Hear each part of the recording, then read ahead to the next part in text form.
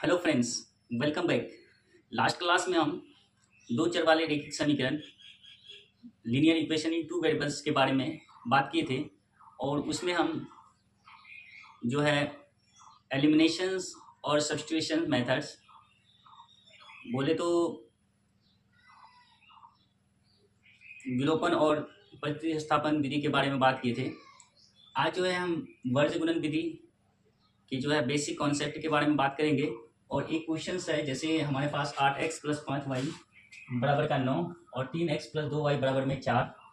इसका बेसिक मैं बताता हूँ, फिर इसके बाद जो है इस क्वेश्चन को ही सॉल्व करता हूँ मैं। ठीक है, तो इसका जो बेसिक कॉन्सेप्ट जो है इसके बारे में बात करेंगे। जैसे कि आप जानते हैं कि लीनियर इक्वेशंस इन two variables a1x plus b1y plus c1 बराबर 0, ये एक समीकरण है हमारे पास। इसको हम फर्स्ट समीकरण एक मान लेते हैं और दूसरा समीकरण हम लिखते हैं a2x प्लस में b2y प्लस में c2 बराबर में 0। ये हमारे पास समीकरण 2 है। ठीक है, तो एज अ कंपेरिजन हम इससे कंपेरिजन करते हैं तो इसका सॉल्यूशन क्या होगा, इसको मैं सॉल्व कर देता हूँ पहले, फिर मैं इसका बेसिक बात करूँगा मैं। तो मैं इसका सॉल्यूशन निकालता हूँ। तो सबसे पहले हम, अगर हमें x फाइंड आउट करना है, x और y का वैल्यू फाइंड आउट करना है, तो x फाइंड आउट करने के लिए हमें यहाँ से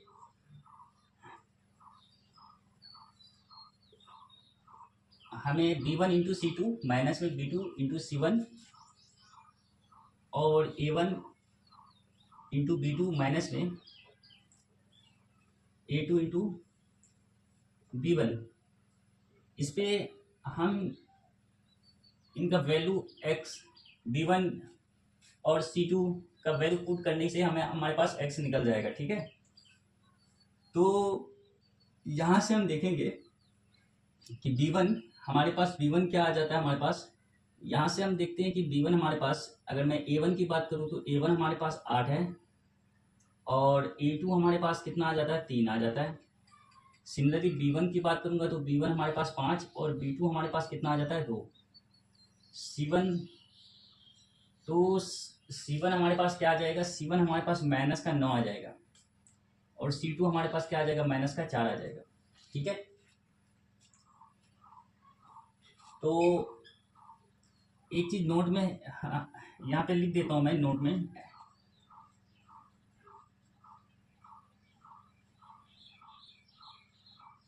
सर्वप्रथम समीकरण के युग्म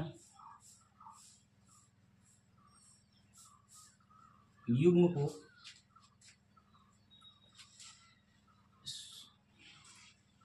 शून्य के बराबर कर देना है। ठीक है, करना है। वर्ज गुणन विधि का यूज करते वक्त हमेशा ध्यान रखें कि ये जो समीकरण के युग्म है इसको शून्य के बराबर करना है।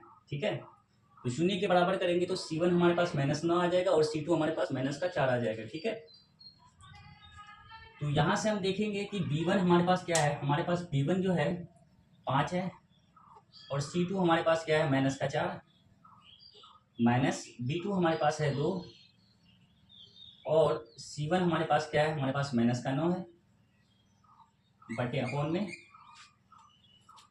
a1 हमारे पास 8 है और b2 हमारे पास 2 है, माइनस a2 हमारे पास 3 है और b1 हमारे पास 5 है।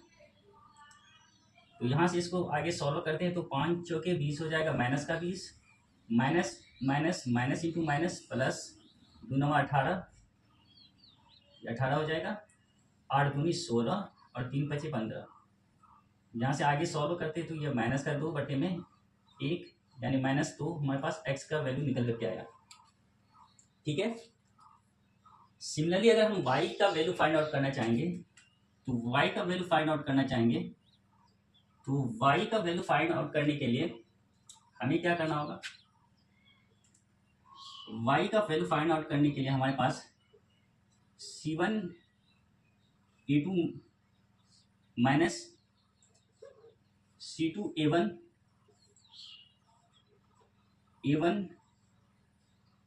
B2 माइनस A2 B1, ठीक है, y के लिए। तो यहाँ से हम देखते हैं कि C1 हमारे पास माइनस का 9 है और A2 हमारे पास 3 है, C2 हमारे पास माइनस का 4 है और A1 हमारे पास 8 है। और A1 इंटू B2, A1 हमारे पास 8 है और B2 हमारे पास 2 है, माइनस A2 हमारे पास 5 है, A2 हमारे पास 3 है और B1 हमारे पास 5 है। यहाँ से इसको सॉल्व करते तो 9 दिया 27 हो जाता है और माइनस इंटू माइनस प्लस, 8 छः 32 और 8 दूनी 16 माइनस का 15, तो ये आ जाता है 5/1 यानी 5। y हमारे पास निकल करके आया 5। अब जो जनरली हम क्रॉस मल्टीप्लिकेशन मेथड में यूज करते हैं, तो क्रॉस मल्टीप्लिकेशन मेथड में हम सॉल्व करने से पहले हम क्या करते हैं, अगर हमें x फाइंड आउट करना रहता है तो x फाइंड आउट करने के लिए हमें x को क्या करना पड़ता है, एलिमिनेट कर लेते हैं x वाले कोएफिशिएंट को।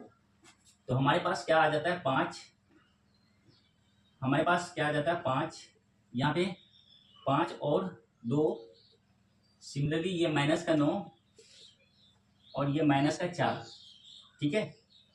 और अगर हमें y फाइंड आउट करना है तो y को एलिमिनेट करेंगे, तो 8 3 9 4, 9 4 तो ऑलरेडी दिया हुआ है 8 और हमारे पास 3, ये कांस्टेंट टर्म जो है हमारे पास। अगर मैं कांस्टेंट टर्म की बात करूंगा तो फिर हमारे पास रिमेनिंग क्या बचता है, 8 3 5 2, 5 और 2। x फाइंड आउट करने के लिए, ठीक है, क्रॉस मल्टीप्लिकेशन मेथड वर्ज गुणन विधि से, वर्ज गुणन विधि, इसको मैं क्रॉस करूंगा, मैं x निकालना है तो x के लिए 5 चौके माइनस का 20 और 2 9 18 माइनस का 18 और फिर इसको इसके साथ में 9 दिया 27 y निकालने के लिए, तो माइनस का 27, फिर 4 8 32 माइनस का 32 और ये कांस्टेंट टर्म 1 के लिए क्या आ जाएगा, 8 दूनी 16 और 5 दिया 15।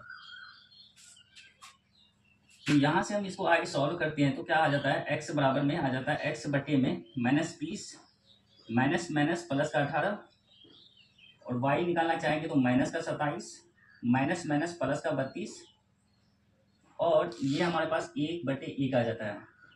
तो यहाँ से आगे सॉल्व करते हैं तो x बटे में क्या आ जाता है, माइनस 20 प्लस 18 माइनस का 2 और ये आ जाता है y माइनस 27 प्लस का 32 यानी प्लस का 5 बराबर में 1/1। तो कंपेरिजन कर लेते हैं x इंटू 1, तो x बराबर में क्या आ जाता है, -2 इंटू 1 माइनस का 2। सिमिलरली y अगर निकालना चाहेंगे तो y इंटू 1, y बराबर क्या आ जाता है 5 इंटू 1 5, तो ये हमारे पास -2 और 5 आ जाता है, ठीक है। अब मैं इसका बेसिक बताने जा रहा हूँ, ठीक है। ये वर्ज गुणन विधि आया कहाँ से, इसके बारे में बात करते हैं, ठीक है। तो मैं इसको इरेज करता हूँ सबसे पहले।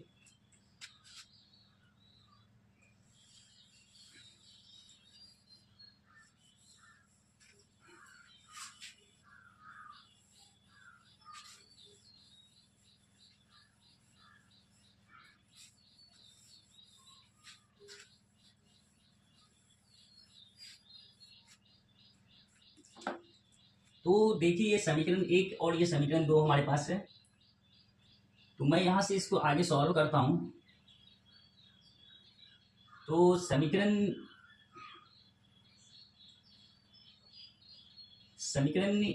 1 में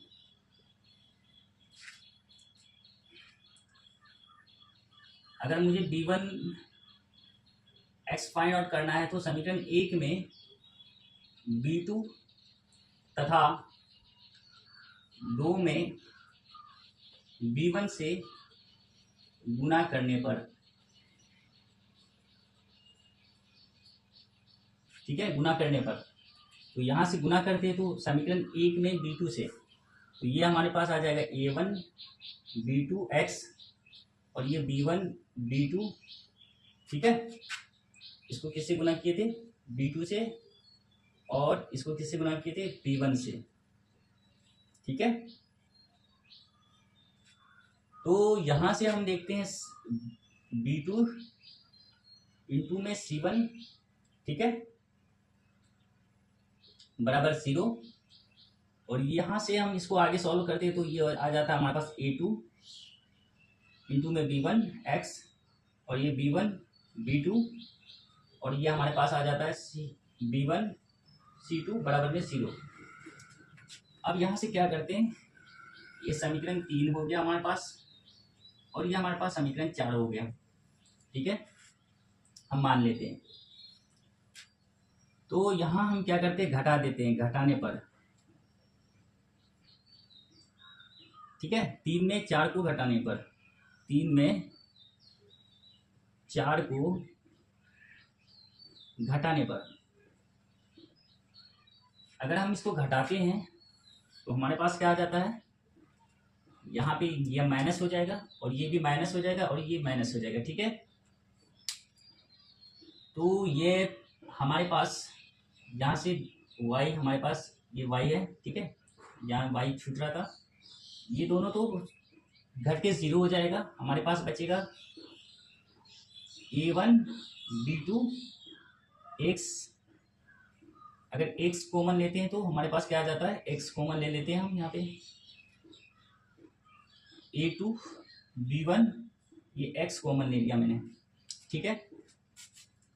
अब यहाँ से देखते हैं आगे क्या आ जाता है हमारे पास, B2 C1 माइनस में B1 C2, ठीक है। अब देखिए यहाँ से बराबर में हमारे पास क्या आ जाता है, 0। अगर मैं इस वाले टर्म को राइट हैंड साइड भेज देता हूँ तो हमारे पास क्या आ जाता है, A1 B2 माइनस का A2 B1 x, इसको राइट हैंड साइड भेजते हैं, ये वाले भेजेंगे तो B1 C2, और इसको भेजेंगे तो B2 minus B2 into C1, ये हमारे पास हो जाएगा, ठीक है। तो x बराबर हमारे पास क्या निकल कर क्या आता है, B1 C2 minus B2 C1, और ये वाले यहाँ पे आ जाएंगे A1 B2 minus A2 B1, ठीक है। तो यहाँ से हमारे पास x का वैल्यू निकल करके आया है, ठीक है।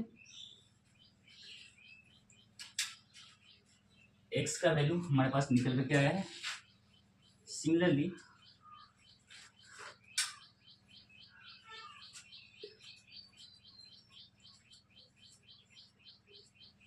समीकरण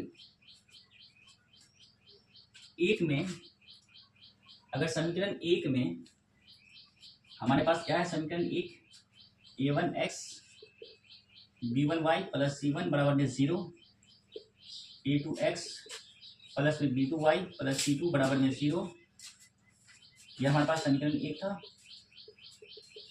ये 2 था। तो समीकरण 1 में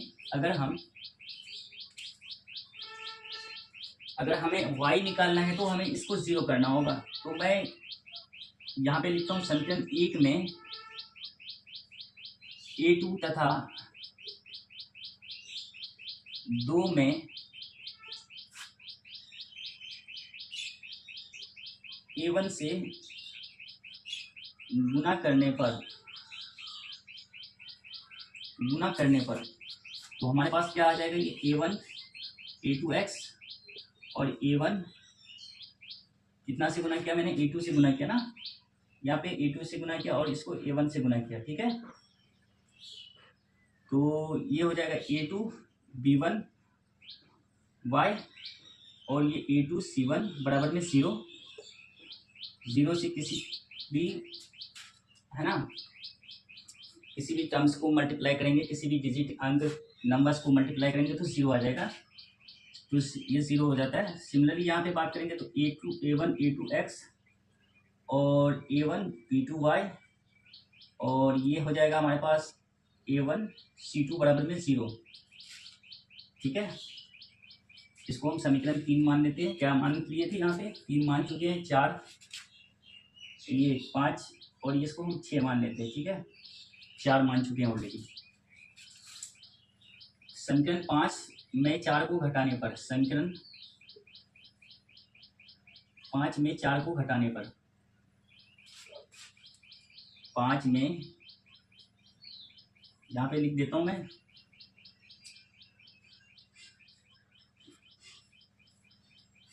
5 में 4 को घटाने पर, ठीक है, घटाने पर, तो ये घटाने पर क्या आ जाता है हमारे पास? ये वाले क्या हो जाएंगे? घट के 0 हो जाएंगे। और हमारे पास यहाँ क्या निकल के आता है? हमारे पास a2 b1 minus a1 b2 y हम कॉमन ले लेते हैं और यहाँ से आ जाता है हमारे पास a2 c1 minus a1 c2 और इधर बराबर में 0। तो यहाँ से a2 b1 minus a1 b2 y और ये वाली इस तरफ भेजेंगे राइट हैंड साइड में, तो क्या हो जाएगा हमारे पास? a1 c2 माइनस में a2 c1 बट्टे में हमारे पास क्या आ जाता है निकल करके? c1 हो जाता है। तो y बराबर क्या निकल करके आता है? a1 c2 minus a2 c1 और बट्टे में क्या आ जाएगा? a2 b1 minus a1 b2। ठीक है, a1 b2। अब देखिए यहाँ से हमारे पास y निकल कर क्या आया है। अगर हम यहाँ पे आगे मैं इसको और सॉल्व करना चाहता हूँ, ठीक है, तो मैं इसको पहले इरेज करता हूँ। मैं इसको इरेज करता हूँ, ठीक है।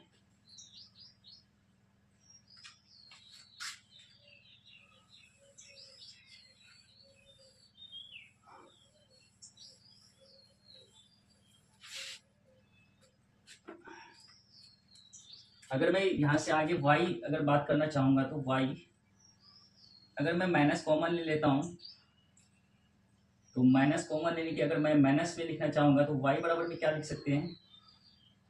अगर यहाँ से माइनस कॉमन ले लेते हैं तो माइनस अगर कॉमन ले लेते हैं तो क्या बचता है हमारे पास? इसको लिख सकता हूँ a1 c2 minus a2 c1, ठीक है। और हमारे पास यहाँ हो जाएगा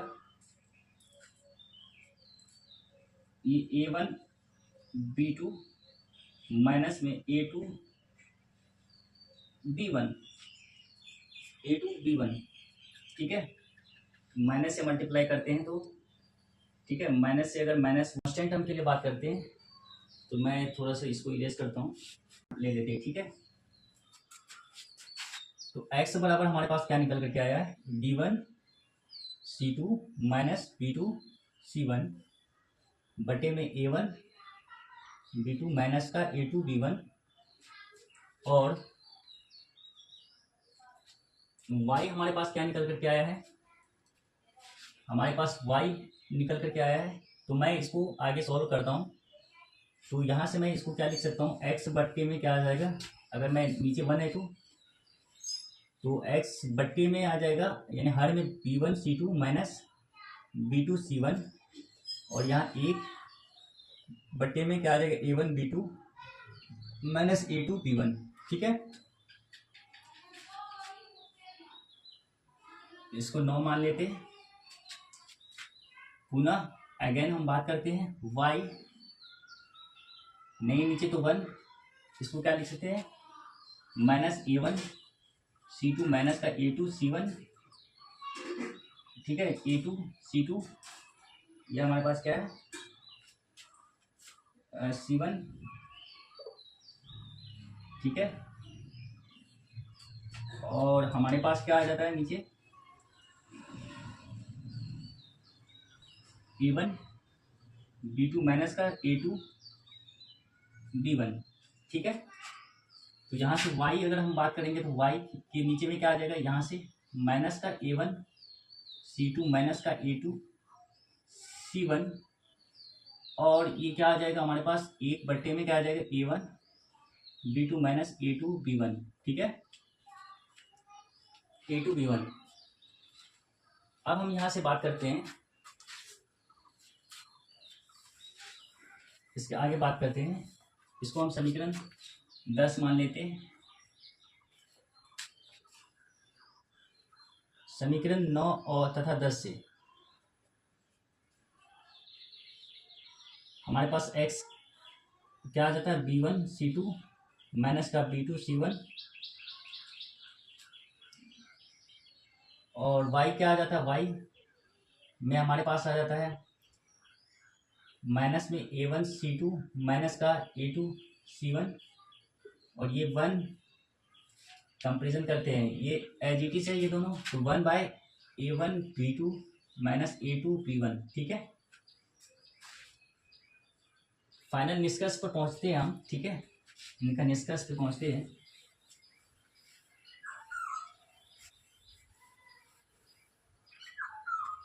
तो जब हमारे पास अंश x हो तो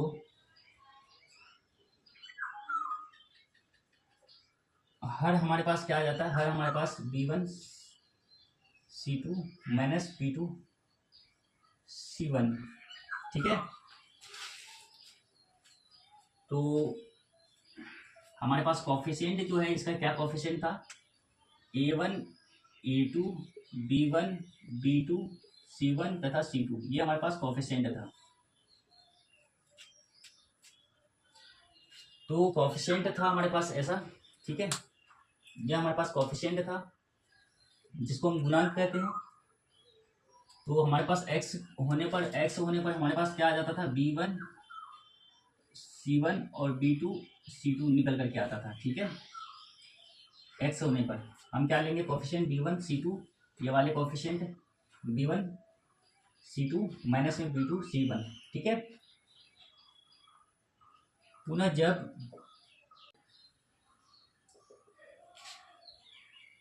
अंश y हो तो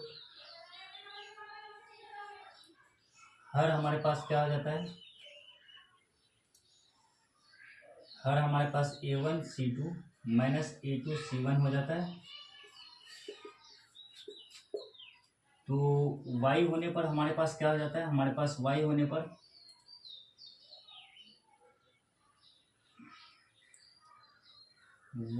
हमारे पास हो जाता है, ठीक है, A1 A2 और C1 C2 हो जाता है, ठीक है।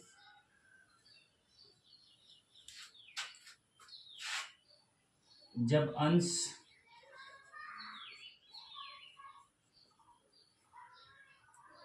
एक हो तो हर हमारे पास क्या आ जाता है, हर हमारे पास A1 B2 minus A2 B1, ठीक है। तो यहाँ से बात करेंगे,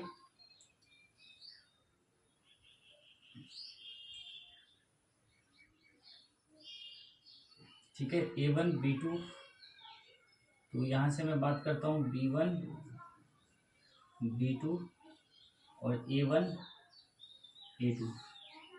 हमारा फाइनल निष्कर्ष क्या निकल कर के आया, निष्कर्ष ये निकल कर के आया, कंक्लूजन,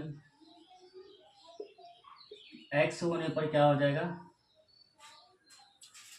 x रहेगा तो हमारे पास क्या आ जाता है, x रहने पर हमारे पास हर जो है इसका क्या हो जाएगा, B1 C2 माइनस में B2 C1, ठीक है।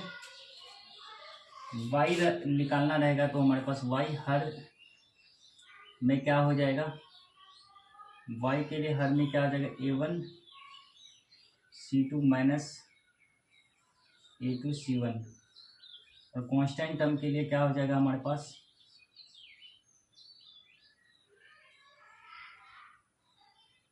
A1 B2 A2 B1 A1 A1 B2